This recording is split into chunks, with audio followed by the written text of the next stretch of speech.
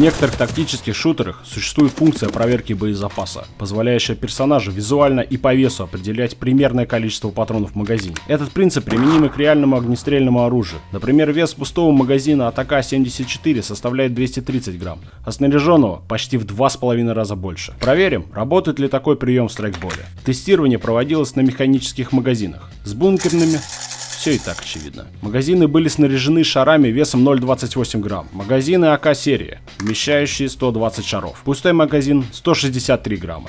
Снаряженный 204. Замечаем ощутимый прирост в 25%. При снаряжении заметно смещение центра тяжести. Если в пустом магазине он находился в задней части, где металлическая вставка, то в полном смещается немного вперед. Особенно это заметно на полуснаряженном магазине. Магазин М4 имеет изначально безупречный баланс, но полный также ощутимо тяжелее пустого. С газовыми пушками все сложнее, поскольку сами магазины сильно тяжелее, вмещают в 4 раза меньше шаров, и даже газ, находящийся внутри, не позволяет ощутить какую-то разницу в весе. Самым удобным для определения количества шаров оказался магазин от пистолета Glock, позволяющий точно посчитать остаток шариков визуально. Напиши в комментах, сколько ты насчитал.